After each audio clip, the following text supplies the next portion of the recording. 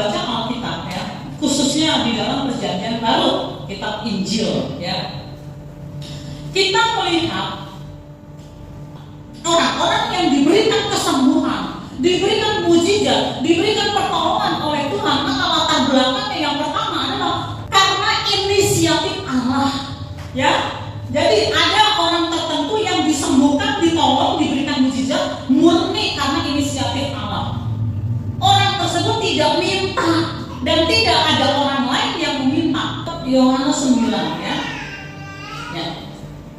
Orang yang buta sejak lahirnya. Waktu Yesus sedang lewat, ia melihat seorang yang buta sejak lahirnya.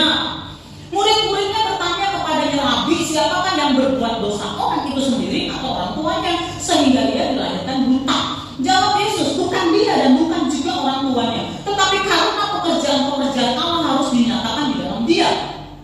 Kita harus mengerjakan pekerjaan dia yang mengutus aku selama masih siang. Itu yang meludah ke tanah dan mengaduk ludahnya itu dengan tanah, lalu mengoleskannya pada mata orang buta tadi, dan berkata kepadanya, pergilah, basuhlah dirimu di dalam kolam Siloam. Siloam artinya yang diutus. Maka pergilah orang itu, ia membasuh dirinya, lalu kembali dengan matanya sudah melek.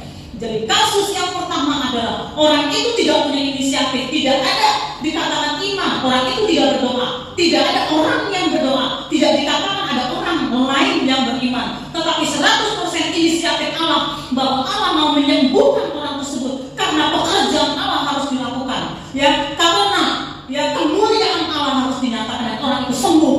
Jadi ada kasus-kasus orang mengalami mujizat Tuhan ya, entah kesembuhan entah apapun, bukan karena kebaikan atau doa seseorang, tapi inisiatif Allah, orang itu harus ditolong. Yang pertama. Dan yang kedua ya, kemungkinan yang kedua adalah ada seseorang mengalami mujizat atau kesembuhan atau pertolongan karena inisiatif orang lain ya. Saudara masih ingat ada seseorang yang lumpuh. Seseorang yang lumpuh ini diusung ya, digotong ya, dibawa oleh kawan-kawannya, teman-temannya, entah saudaranya, entah keluarganya. Jadi ada orang-orang tertentu, sekelompok orang tertentu yang punya inisiatif dan punya iman. Maka orang ini dibawa kepada Yesus. Ketika hendak dibawa kepada Yesus minta doa, ya ternyata tidak bisa menghampiri Yesus karena orang banyak. Akhirnya ya sekelompok orang ini membobol atap di atas, lalu naik ke atas dan turun dari atas, lalu turun ya dari atas turun lalu sampai ke depan Tuhan Yesus dan Tuhan menyembuhkan. Jadi inisiatif bukan dari si sakit ya, tetapi inisiatif dari orang lain dan orang tersebut si sakit itu sembuh. Ya, jadi kemungkinan yang kedua adalah ada inisiatif dari orang-orang tertentu ya, meminta, membawa orang itu datang kepada Tuhan. Dan yang ketiga adalah karena iman dan karena permintaan dari orang itu sendiri. Dan inilah yang kita baca hari ini ya, orang buta itu ya, dia beriman kepada Yesus. Yesus anak Daud, kasihanilah aku. Bukan inisiatif dari orang lain.